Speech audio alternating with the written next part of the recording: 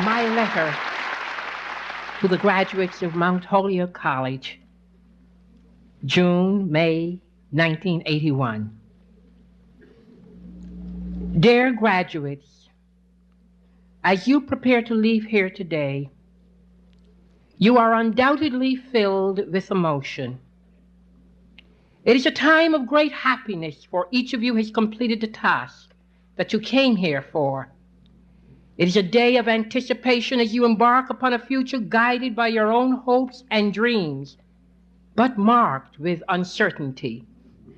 It is also a time of sadness because you are leaving the many friends you have made here and the institution which has served as your home for the past 4 years. But most importantly, it is a new beginning in that each of you can now proceed to bring to fruition your own personal career and occupational objectives. You now have the capacity to take the knowledge you have attained from your books and your professors and mold that education into a tool with which you can begin to carve out your place in our society. And while each of you have different pursuits and different aspirations, I hope that all of you share a common concern for your fellow human beings and that you will use your education to help to really build a better world. H.G. Wells warned us some 60 years ago that human history becomes more and more a race between education and catastrophe. And I caution you that unless you have in your hearts a willingness to apply what skills you have refined to careers and objectives which are born out of social responsibility, then our society's investment in each of you has been wasted, and we will move closer to that final catastrophe. There is an old but nevertheless meaningful adage which states, "To those to whom much is given, much is expected." And so while each of you can rightfully take pride in the accomplishments all of us are celebrating here today, you must of course be ever mindful that you have now entered a special group in this country that is particularly vital to our future, and that most Americans your age do not have your education and your opportunities.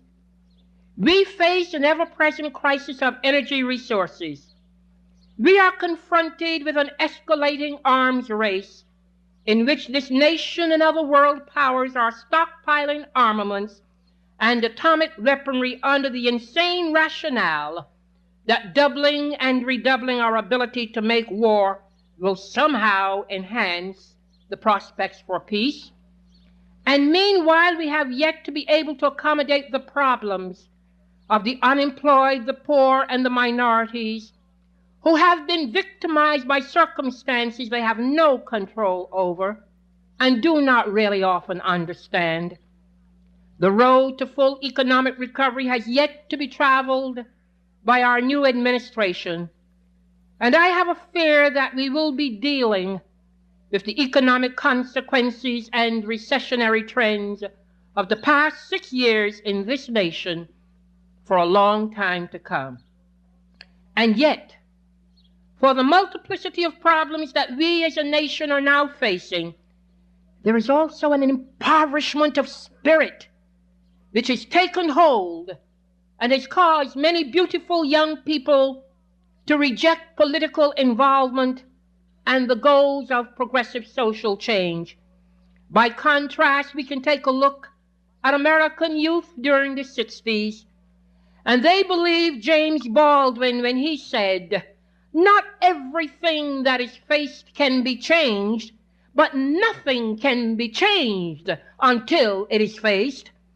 And that activist period in our history taught all of us that the young people of this country, when organized, when inspired, can become a politically powerful force to be reckoned with.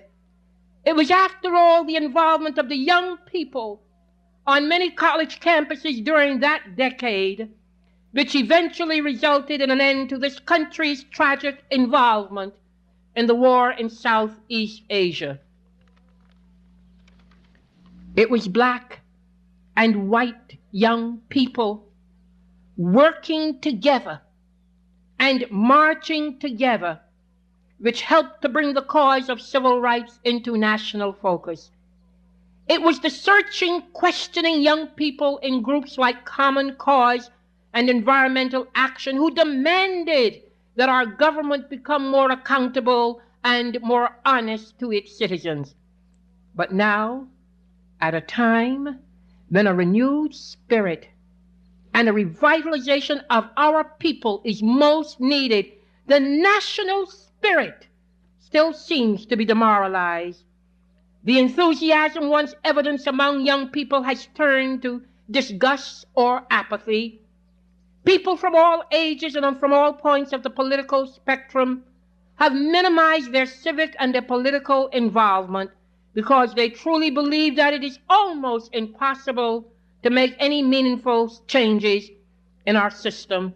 They do not heed the timeless warning of Edmund Burke when he said that the only thing that is necessary for the triumph of evil is for good men to do nothing. I stated earlier that I truly believe that the primary responsibility of the educated individual in our society is that he or she must translate the knowledge gained by the educational process into a commitment to share the opportunities which abound in this country. In other words, my graduating friends, your education has a context, not just a political one, but also a social one and a moral one. And when I look out into an audience like this one, and I attempt to anticipate your hopes and your dreams, I am struck by the potential which exists. And I believe that the key to maintaining social involvement and remaining idealistic throughout one's life is in maintaining a youthful vitality. The late Robert Kennedy, himself an example of young vitality, once defined youth in words which I feel are even more true today. He said that youth is not a time of life, but a state of mind, a temper of will, a quality of the imagination, a predominance of courage over timidity, and the appetite for adventure over the love of ease. These qualities are what I really believe we will need to help propel this ship of state as we embark upon our third century as a nation. I am certain that our country will face great crises and trials during the next 4 years, and I know that all of us have a monumental task ahead. But I also believe that we must begin to travel the road to a rebirth and rejuvenation in this country. The United States of 1981 is at its crossroads of confidence. It will be up to you, not those of my generation, to assure that the goals of our government, of our nation, are the purest, the most moral, and the most democratic. Do not assume that you are powerless, that you cannot make an impact. Be as bold as the first man or woman to eat an oyster. Many of the great endeavors throughout history have resulted from the actions and commitment of one individual, i.e. Rosa Parks.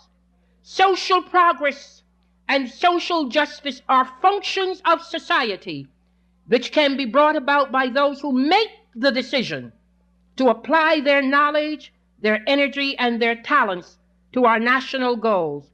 I am convinced that America will stand or fall, succeed or fail, progress or falter on the merits of the efforts each of you individually will put forth.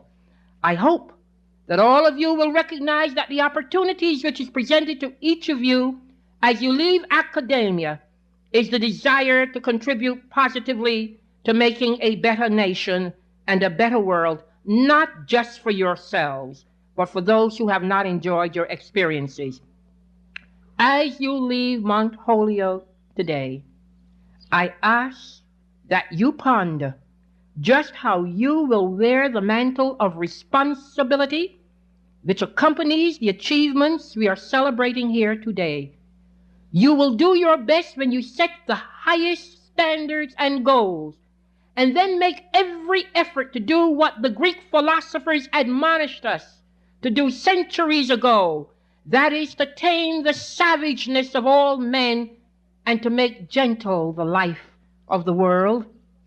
Use the knowledge and the God-given intelligence you have to learn as much as you can about what is going on, not just in this country, but throughout the world. Ask questions, demand answers. Do not just tend your garden and collect your paycheck and bolt the door and deplore what you see on television. Too many Americans are doing that already.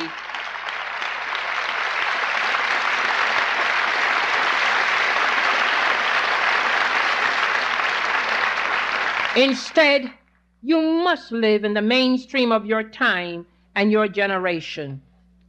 You must use the education that you got from reading the fine print and the experience you got from not reading it. You must call upon the knowledge and the self-discipline that you have acquired to together forge a new path and to seek new solutions after the tired ones of the past have failed. But I sincerely believe that there will be those of you in this audience this afternoon who will seek new solutions, who will give of yourselves in order to make this country and this world a better place. I hope that you can be counted in that group, and that you will not lose courage or heart when you attempt to change our society for the better. In conclusion, just let me leave these final words with you.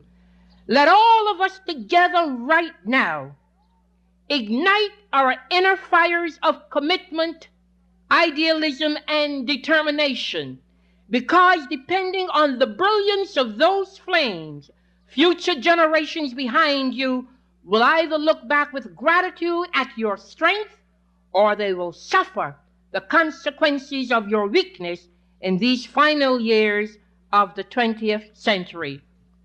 God bless you, and the best of luck to you in whatever endeavors you will pursue.